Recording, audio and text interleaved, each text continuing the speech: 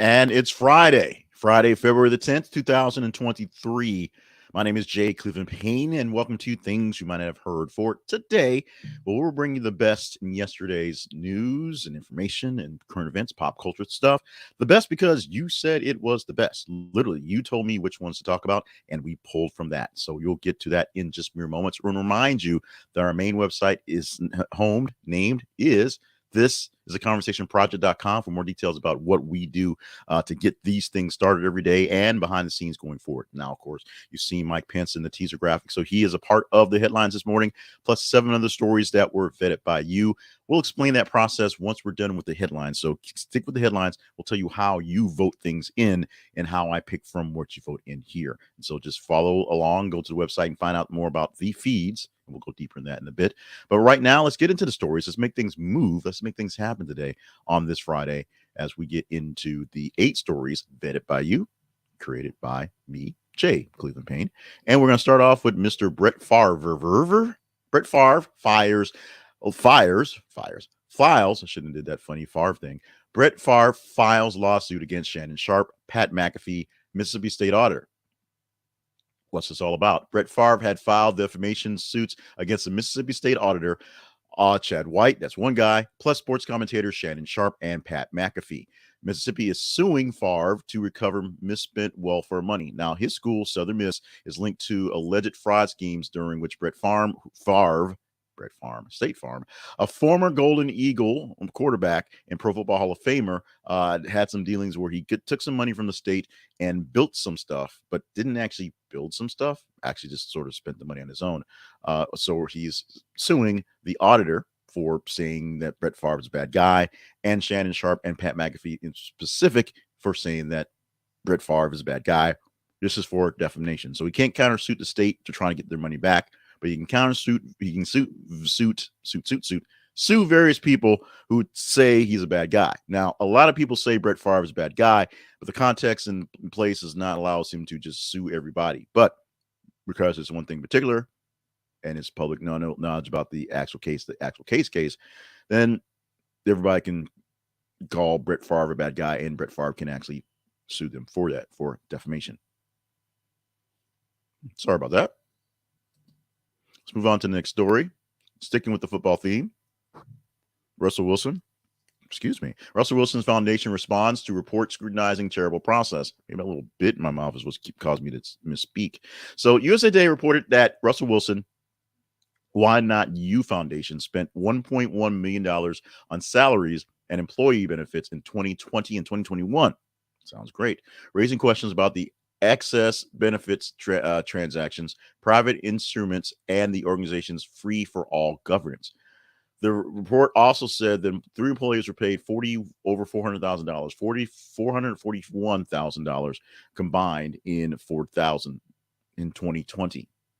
And the IRS could levy substantial penalties on the foundation for that challenge.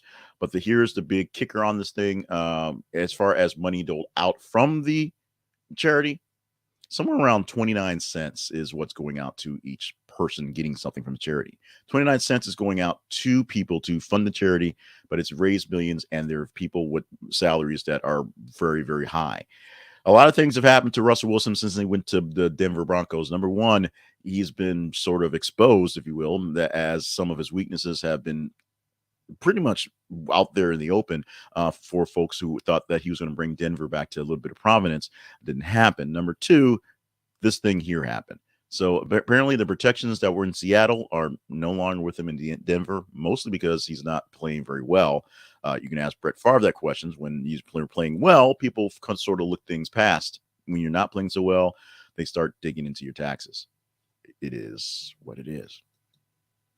John Fetterman is rushed to hospital as doctors check if he suffered another stroke. John Fetterman, now a senator, went to the doctors because he was feeling lightheaded after his staff just saw that he wasn't doing so well. And so because he just had a stroke, they sent him to the hospital, and apparently no new stroke. Sudden numbness, weakness, confusion, trouble speaking, difficulty understanding speech, trouble walking, dizziness, loss of balance, or lack of coordination are signs of stroke. So if you have those things going on, take a seat, do a check to see if you're doing fine. And if you don't think you're doing fine, go get checked out. Also, just be wary of these things.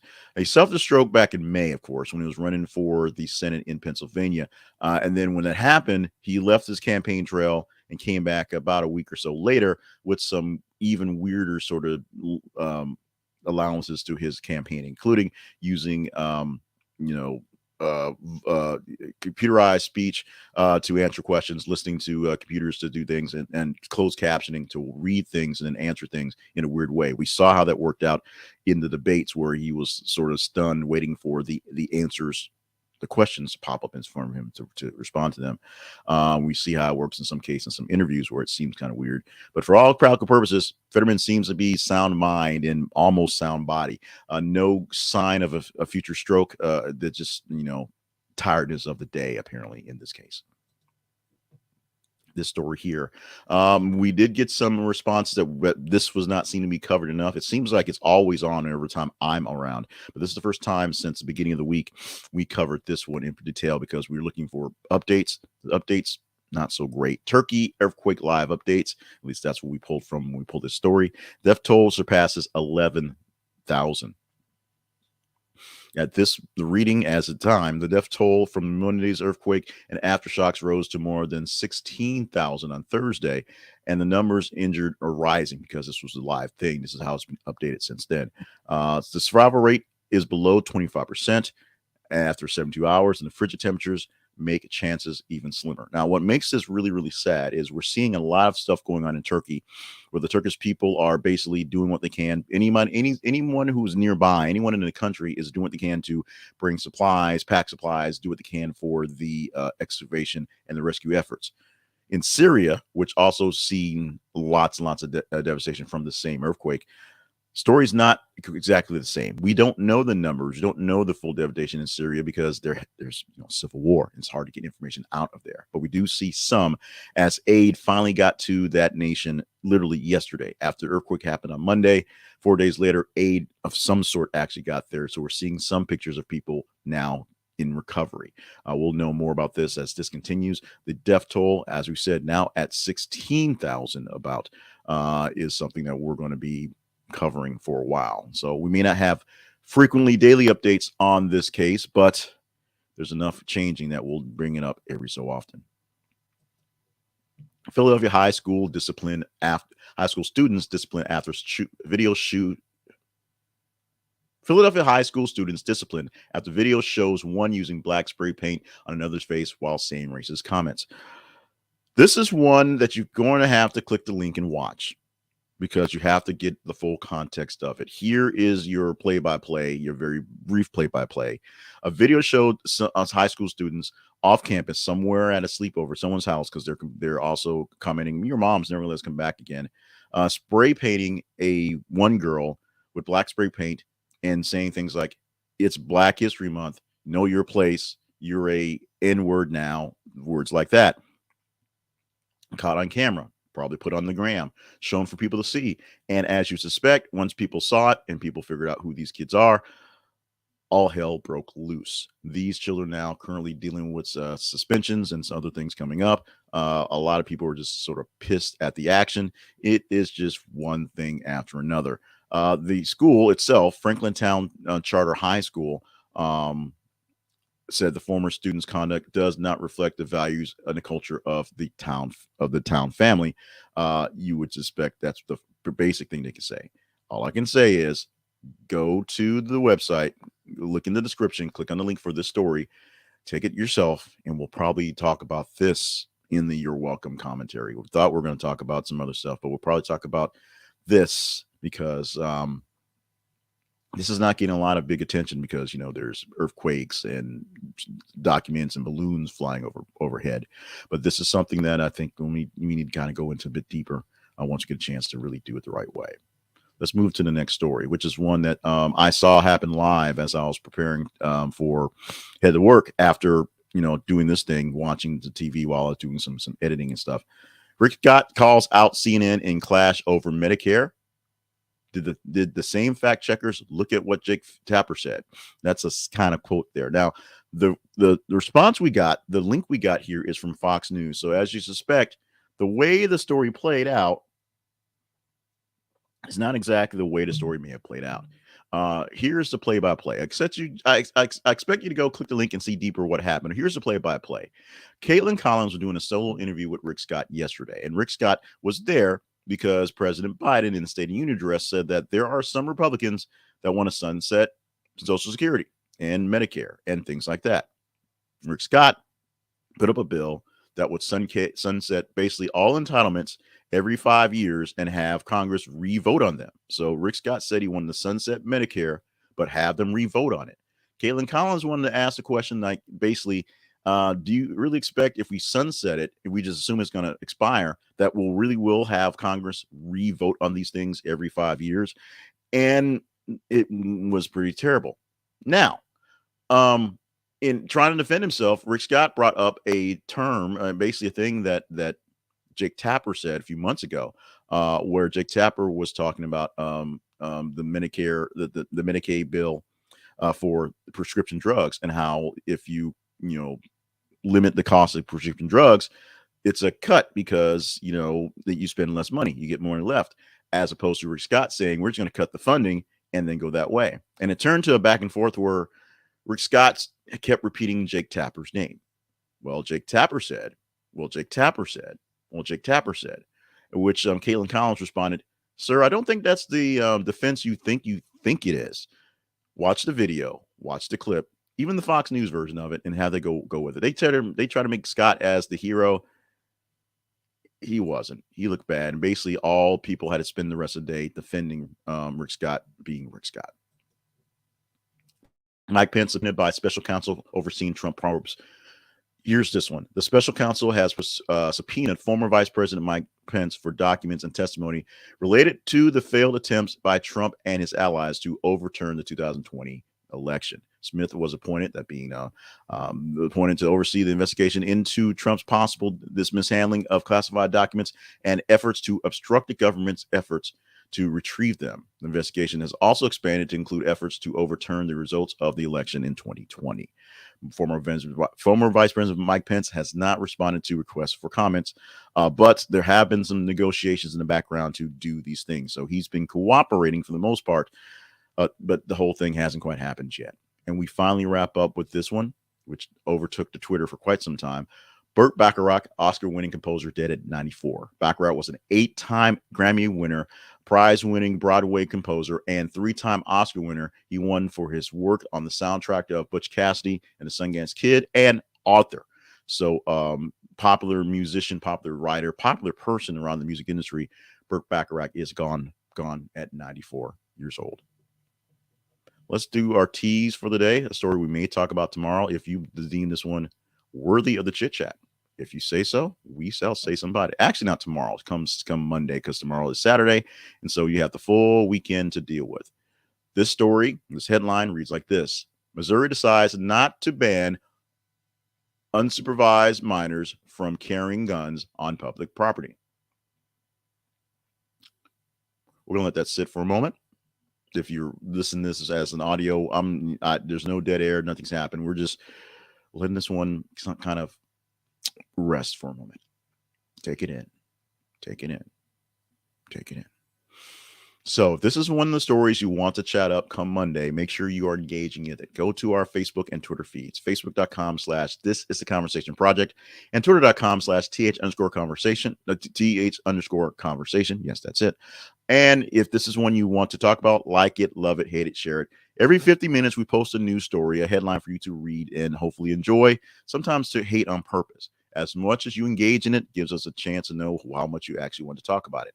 On Monday, we're going to go through the top 30 of over 90 stories for the weekend and give you 10 of them. For the rest of the week, we'll go through 15 of the top 30 stories of a day, and then we'll give you 8 of them. What top 10 stories we'll talk about, we'll see. You've got to vote it up, and then I've got to pick it. We'll see what happens come Monday. Now, let's see what happens when we talk about Fundrise and trying to make your funds rise. Not the best pun in the world, but hey, it's been a long week. Fundrise is a place where you can get into real estate investing a very curious and simple way. by just investing into funds that are for real estate. Fundrise has various funds that have various portfolios that you get to see in real time being acted on. You get the notification every time they buy or sell a property, and you get the chance to make money in real estate without having to actually flip the houses and sell them yourselves or rent them out yourselves. Check them out at thisisaconversationproject.com/fundrise. This is a conversationproject.com/fundrise, and get in on the action today.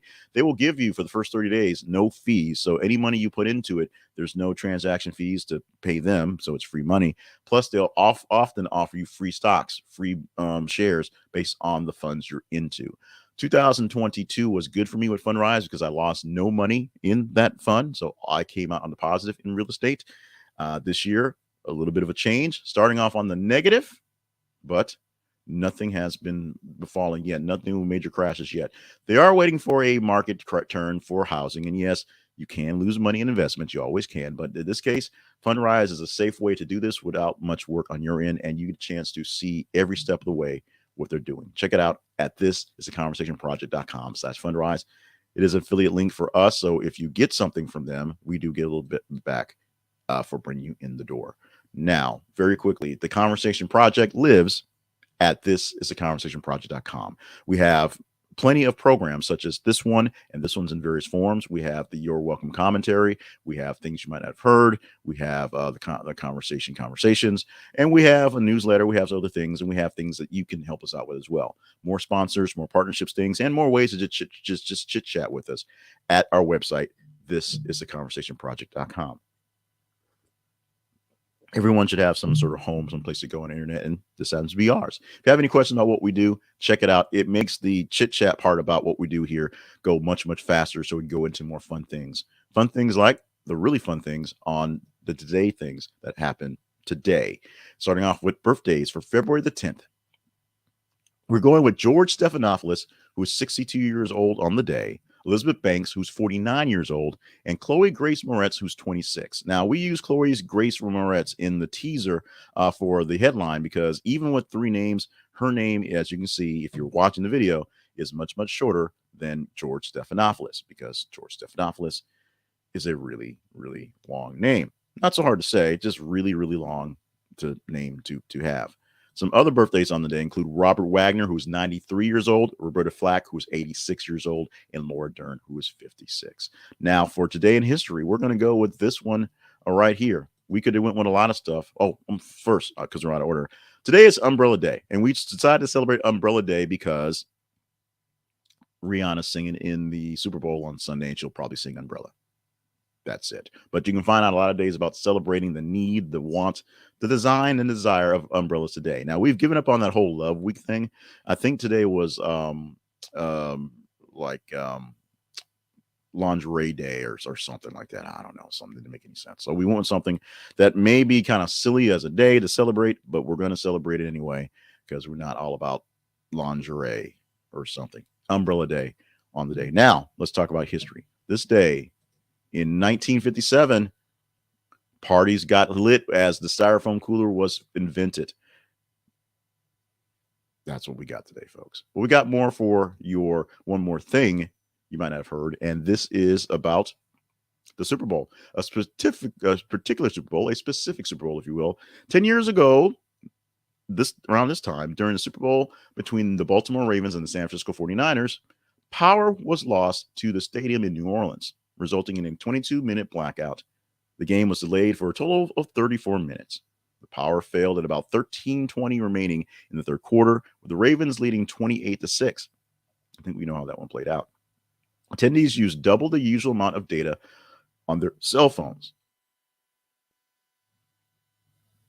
AT&T reported 78 gigabytes downloaded from 8 to 9 p.m. local time, about double the peak for that year before. The NFL's chief security officer attributes fans' calmness, oddly enough, to their preoccupation with their electronics. Now, with the iPhone and cellular phones and data being something about 12 years old now, you could tell if this had happened, a few years prior, we would not have had at least the distraction of our phones, and things might not have been so calm, being that everybody could basically pull up their phones and, I guess I couldn't watch Netflix at the time, but read stuff. It kept people calm. It kept people going. It kept people responding to what's going on.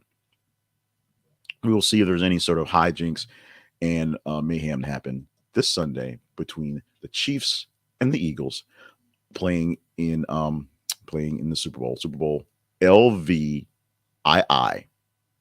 52. Today is Friday, February the 10th, 2023. Thank you so much for joining us for the jaunt, the romp, the journey that has been this show all week long and today in particular. We had some technical issues getting things on the air, but we suffered through it, and you suffered through quite a bit getting here. So quickly, I want to remind you to stay hydrated, stay limber, and stay on task for all the grand things you are meant to do in these days and nights and weekends going on. Who's your pick for the Super Bowl? Let us know, and let us know in the response in the comments who you think is going to win the game this weekend, and if you're one of those people who are going to put the massive amount of bets on the game, and we'll see how that plays out as well. In the meantime, as we said, we've got stories being posted right now every 50 minutes for you to get ready for and watch us all weekend, so you can vote up stories for Monday and all day long, all week long, so you can take care of us all days, all week long. We will see you come Monday.